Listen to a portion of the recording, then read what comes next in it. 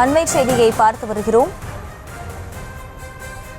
மதுரை விமான நிலையம் வந்த தவேக தலைவர் விஜயை வரவேற்க கூட்டம் அங்கே திரண்டிருந்த நிலையில் விஜயை கண்ட ஆர்வத்தில் அவருக்கு சால்வை அணிக்க ஒருவர் அங்கே ஓடி வந்திருக்கிறார்.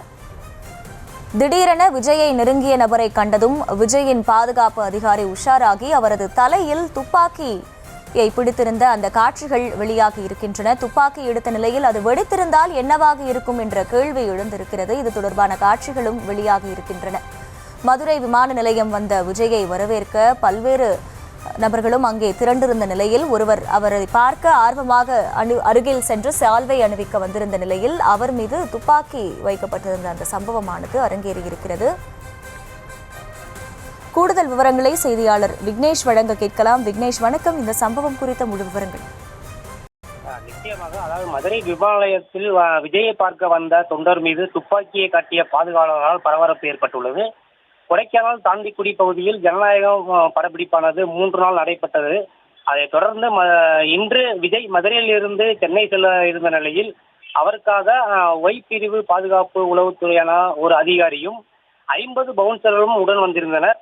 அப்போது மதுரை விமான நிலையத்தில் ஆயிரக்கணக்கான தவேக தொண்டர்கள் விஜய் ரசிகர்கள் கூடியதால் பரபரப்பு ஏற்பட்ட நிலையில் சென்னை விமான நிலையத்தில் தான் வேலைக்காக செல்வதாகவும் தன்னை பின்தொடர வேண்டாம் என விஜய் கூறியும் மதுரை விமான நிலையத்தில் மாலை 4 மணிக்கு வர வேண்டிய விஜய்க்கு காலை 8 மணி முதலே இருந்து வரவேற்பு கொடுத்தனர் கடந்த 1ஆம் தேதி. அப்போது விஜய் கொஞ்சம் டென்ஷனாக இருந்ததாக கூறப்படுகிறது.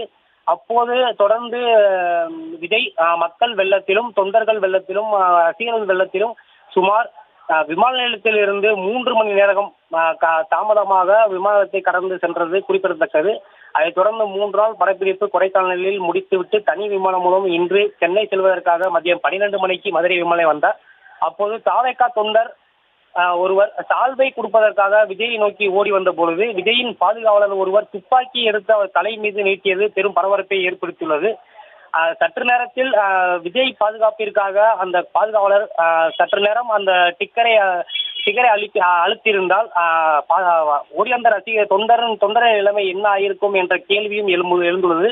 இதைத் தொடர்ந்து மதுரை விமான நிலையத்தில் வந்த தவேக தலைவர் விஜய் வரும்பொழுது அதிக அளவு தொண்டர்களும் ரசிகர்களும் இல்லாத நிலையில் பயணிகள் ஆரவாரம் வழியனுப்ப வந்த பயணிகள் ஆரவாரத்தில் தலைவர் என நோக்கி விஜய் என்ற கோஷம் எழுப்பிய நிலையில் தொடர்ந்து சற்று முன் பார்த்திருப்போம் ஒளிப்பதிவாளர்களும் செய்தியாளர்களும் மூலம் பவுன்சர்கள் தாக்கியதும் பவுன்சர்கள் மீது தகராறு ஏற்பட்டதும் பார்த்திருப்போம்.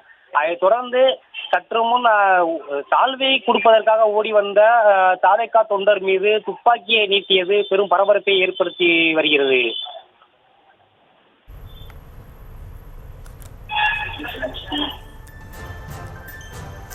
விக்னேஷ், இப்ப அந்த பாதுகாவலாளி மீது ஏதேனும் நடவடிக்கை எடுக்கப்பட வாய்ப்பு இருக்கா? விஜய் தரப்பில் சொல்லப்படுவது என்ன?